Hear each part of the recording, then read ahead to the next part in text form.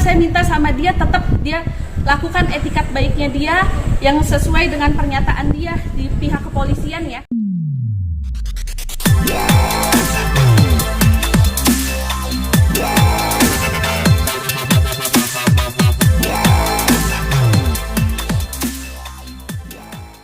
Pada hari ini saya datang ke Polres Jakarta Utara untuk klarifikasi dari perkembangan hasil penyelidikan ya atas kasus penipuan yang melibatkan Reza Herlambang. Di sini menurut keterangan polisi sudah dibuatkan surat perintah membawa dan menghadapkan saksi atas nama Reza Herlambang alias surat jemput paksa ya untuk Reza karena Rezanya tidak ada itikat baik dan tidak kooperatif. Bisa sedikit cerita kronologis awal seperti apa? Oke, pada awalnya saya bertemu sama Reza itu di satu tempat arisan ya, arisan berlian. Akhirnya karena saya sudah rilis single pertama yang saya beli sama keponakannya Mas Anang Hermansyah, saya mau rilis single kedua. Saya tanya sama Mas Reza Herlambang, apakah beliau bisa nulis lagu apa enggak? Menurut keterangan dia bilang bisa. Akhirnya saya memutuskan untuk tukeran kontak ya sama Mas Reza. Cuma setelah saya tukeran kontak sama Reza dan di Hard Rock Cafe kita ketemu, dia minta 50 juta untuk satu lagu. Akhirnya saya kasih pelunasan beberapa hari kemudian. Setelah itu beberapa hari kemudian dia banyak alasan. Alasannya dia lagi sakit, sampai saat ini nggak ada surat kerjasama dan kontrak lagu segala macam nggak ada gitu loh. Malah dia hilang-hilangan, nggak ada etikat baik sama sekali. Nah, pas hari 15 April ya, 15 April 2022 ya, dia tanda tangan untuk surat pengembalian uang secara personal gitu. Yang jatuh tempo pada tanggal 10 Mei 2022. Akhirnya dia ingkar lagi dan dia nggak penuhi semuanya, ganti-ganti nomor dan segala macam. Dia nantangin saya untuk LP dia di kepolisian. Akhirnya saya melakukan LP tertanggal 11 Mei setelah jatuh tempo itu, sehari kemudian. Setelah LP, proses sekarang berlanjut. Dia pemanggilan 2 kali sebagai saksi. Dia mangkir pertama, panggilan ketiga dia datang, dia tanda tangan lagi surat pernyataan kesanggupan untuk membayar gitu. Nah, setelah dia tanda tangan ini jatuh tempo tertanggal 7 September ya. 7 September 2022 sampai saat ini dia mangkir dari kepolisian gitu loh. Jadi yang saya minta Reza Herlambang etikat baiknya aja lah di mana gitu. Saya udah nggak mau hitung semuanya yang kamu bawa-bawa ibu kamu, sakitnya ibu kamu, sampai uang lebarannya, uang kue, ibunya jualan kue waktu lebaran ya. Uang kue lebaran ditilep sama Reza Herlambang gitu loh. Saya udah nggak mau hitung semuanya. Jadi yang saya hitung jujur hanya uang kerjasama gitu. Dengan uang iPhone senilai 19 juta. Dengan total 69 juta. Sebenarnya memalukan sekali ya gitu loh untuk Reza dengan total 69 juta aja sampai minta dilaporkan ke polisi. Tapi saya nggak punya pilihan lain karena dia nggak ada etikat baik sama sekali. Ini Mbak, ini kan sekarang mulai bermunculan ya korban-korbannya. Salah satunya Mbak juga.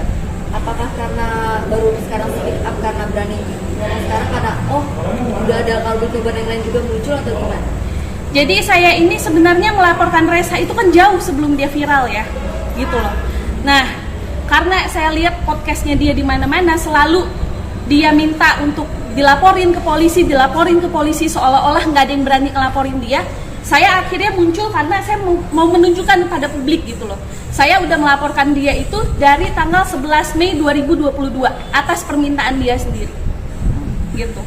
Jadi bukannya saya atas kemauan saya ngelaporin dia yang minta untuk dilaporkan kepada pihak berwajib gitu.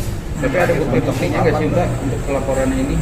Kalau bukti-bukti pasti ada Mas. Kalau misalnya untuk laporan polisi semua orang tahu pasti perlu 2 alat bukti dan 2 saksi gitu.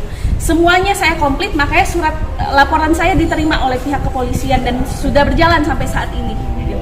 Untuk perjanjian dari Herlambang hitam putihnya ada nggak Mbak saat itu? Jadi karena dia setelah saya kirimin uang lagu itu, dia banyak banget uang prestasi ya Mas ya. Malahan dia kenalin saya ke keluarganya dia, melihat kondisi ibunya yang terbaring sakit dan segala macem. Jadinya saya malah fokus untuk ngebantuin ibunya gitu loh. gitu.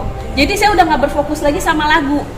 Nah, tapi setelah saya marah itu, setelah dia ngirim invoice pengobatan ibunya, waktu itu dia minta bantu saya, ibunya mau check up ke Prodia. Saya transfer dia, memang nggak banyak jumlahnya, 2 juta. Nah, cuma dia ngirimin invoice ke saya itu 2 tahun yang lalu, invoice tahun 2020 gitu. Sedangkan saya ngasih ke dia uang tahun 2022. Dari situ saya bilang sama Resa, Kak, ini invoice tahun 2020 loh, which is 2 tahun yang lalu gitu. Nah, setelah dia bilang, oh katanya salah kirim dan segala macam, saya udah nggak mau percaya. Ditambah lagi dengan ibunya yang bilang sendiri kalau Resa itu bajingan sebelum meninggal gitu loh. Jadi saya benar-benar kecewa ya sama Mas Resa gitu loh. Dengan cara dia koar-koar di publik, dengan dia bilang dia melakukan semuanya untuk keluarganya, untuk ibunya, itu semuanya bullshit dan bohong gitu. Karena saya yang tahu sendiri ibunya itu sakitnya seperti apa. Ditelepon sama saya, ibunya sampai nelpon ke Resa, itu juga nggak diangkat sama Resa gitu loh. Jadi ibunya sampai bilang Resa itu memang bajingan. Jadi saya bilang, Mama, saya minta maaf banget. Kalau misalnya emang seperti itu, saya mungkin harus proses Resa ke pihak yang berwajib atas permintaannya Resa sendiri. Mamahnya bilang silahkan aja gitu diproses.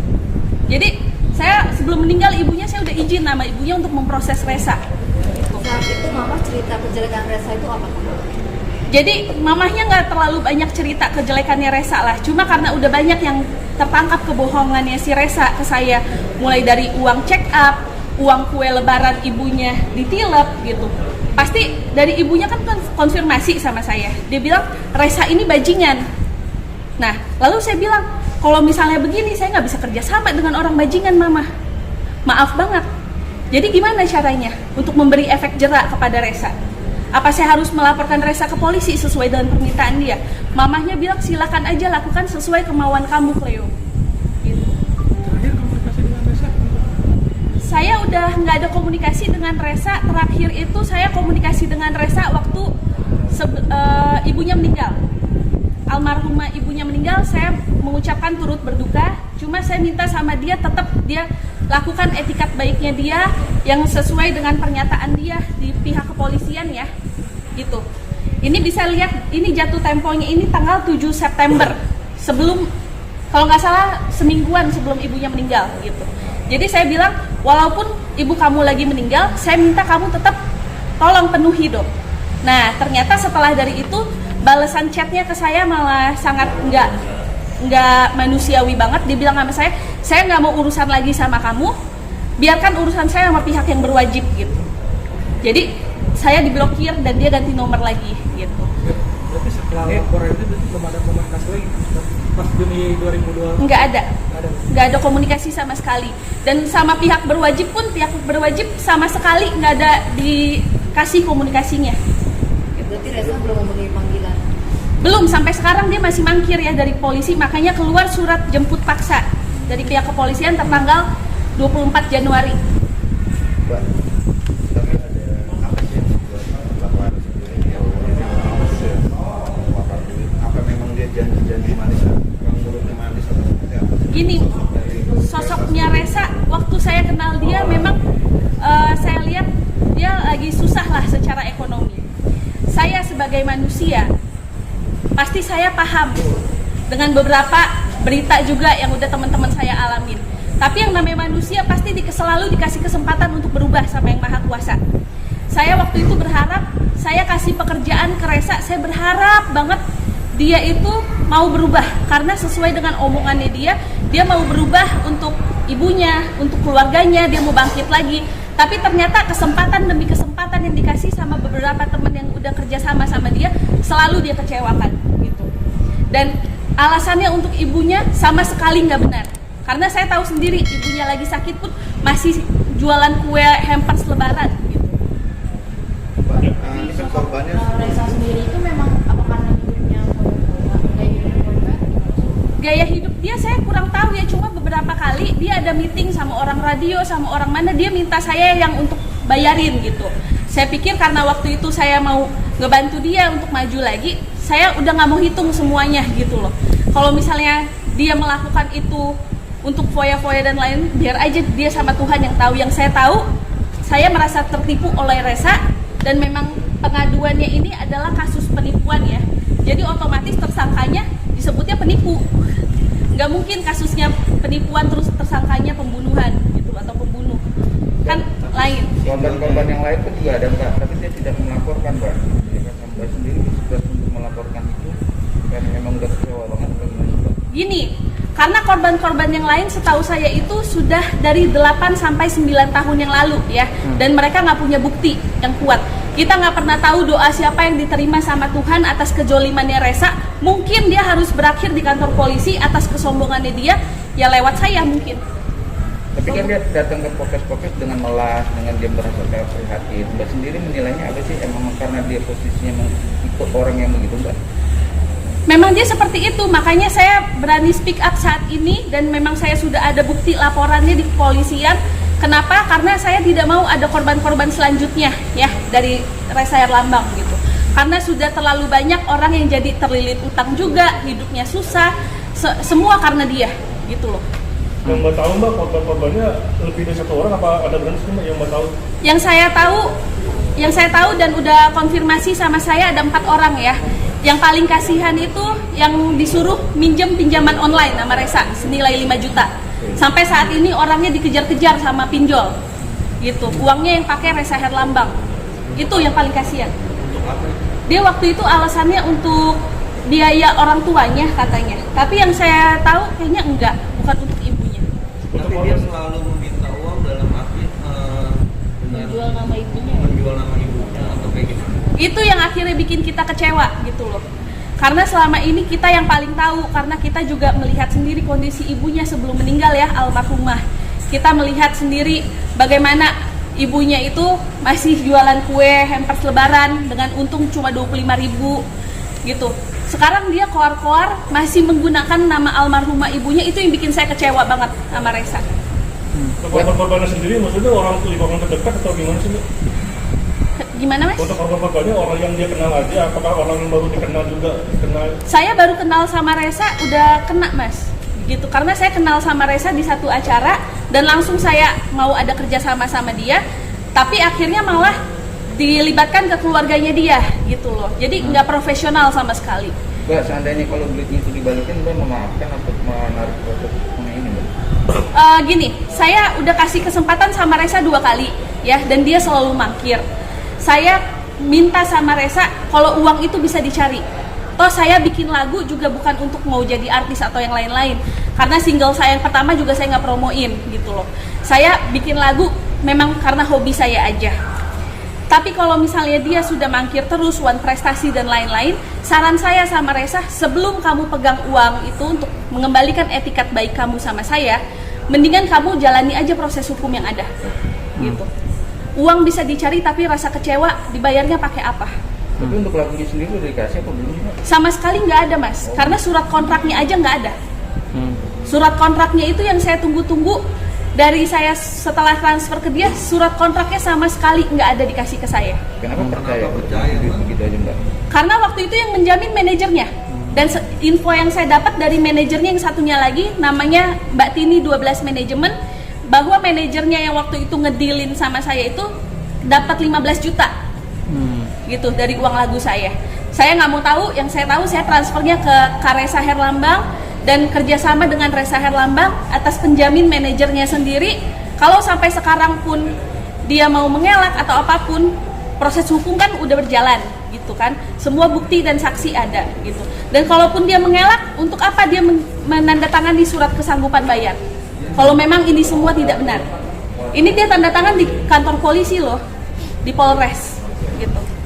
Artinya manajer juga Semuanya, karena semuanya yang datang ke saya itu komplotannya Resa, manajernya deketin saya, ngajakin saya jalan, bilang sama saya kasihan dengan keluarganya, kasihan dengan kondisi ibunya. Ternyata setelah saya cross check ke ibunya langsung, itu semua nggak benar. Berarti komplotan dong Mbak? Komplotan. siapa aja Mbak?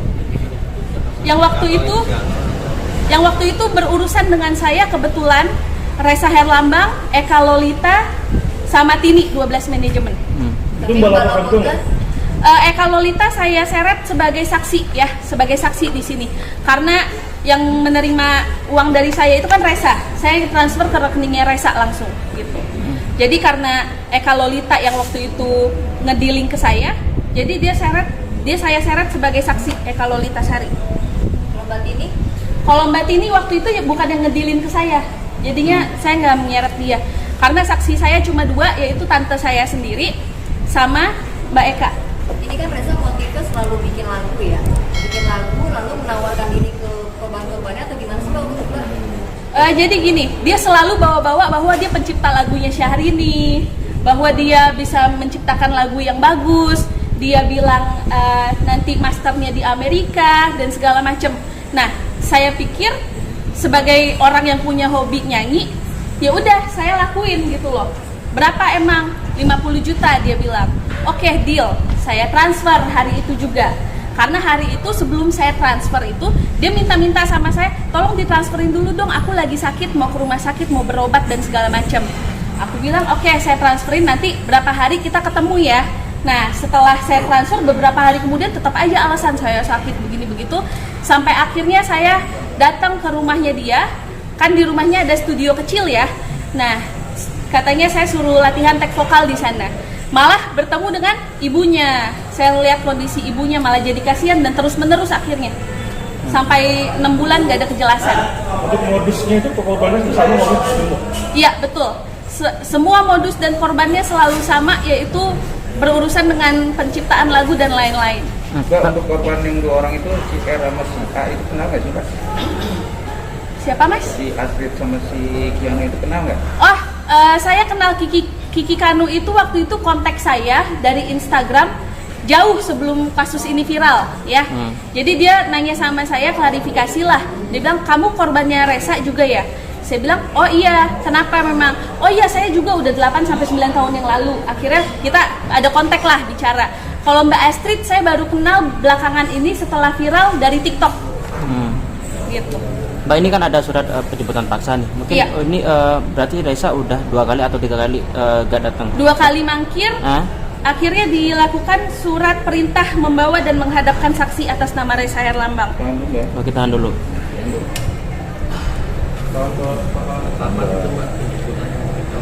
Ini suratnya turun tanggal 24 Januari 2023. Sampai sekarang belum ada penjemputan Mbak. Karena dari pihak Rezanya mungkin ganti-ganti nomor dan lain-lain ya gitu. Tunjukin lagi Mbak, boleh? Oh boleh. Yang lama Mbak. Belum ada aktivis dalam arti untuk minta lagu atau syuting atau rekaman, belum ada Mbak? Sama sekali nggak ada. Malahan saya beberapa kali ngebiayain Reza ya waktu tek vokal dan lain-lain gitu. Karena Untuk dari lagunya dia sendiri. Dari pihak temannya juga bilang kalau emang benar-benar Reza itu penipu, ya kan, bukti-bukti atau yang tertera apa yang dia omongin itu jelas Mbak gitu. Iya betul. Yang jelas saya udah melaporkan ke pihak yang berwajib. Pihak yang berwajib nggak mungkin menerima laporan saya kalau saksi dan bukti nggak lengkap gitu. Dengan buktinya laporan ini berjalan aja berarti dari pihak yang berwajib udah paham bahwa ini semua ada benarnya gitu. Mbak, tapi ada bukti-bukti transfernya juga nggak sih? Ada bukti transfer dari pihak bank juga sudah dicek sama kepolisian dan juga kemarin saya yang diminta bukti chat ya, screenshotan chat dengan Reza Herlambang, bukti transfer, surat pernyataan kesanggupan bayar 2 kali ya. Jadi kalau misalnya Reza Herlambang bilang kalau misalnya dia sendiri nggak benar apa segala macam, kenapa dia tanda tangan surat kesanggupan bayar? Ya kami Mbak. Iya. Ancaman hukumannya Kurang tahu saya. Terakhir Pak, Nanti yang dilaporkan itu penipuan. Penipuan dan penggelapan karena uang kerjasama bukan utang piutang. 69 juta. Mbak, pesan terakhir buat Herlambang Pak. Tahan dulu, sabar pegel. Mbak, Pesan terakhir buat Reza Mbak, gimana nih? Pesan saya kepada Reza, bertobatlah kamu Reza, karena udah terlalu banyak orang yang kamu sakitin dan kamu zolimin. Mungkin dengan adanya laporan saya bisa membuat kamu itu bertobat dan mengakui semuanya agar hidup kamu bisa diperbaiki ke depannya. Kalau misalnya enggak, ingat karma tetap ada.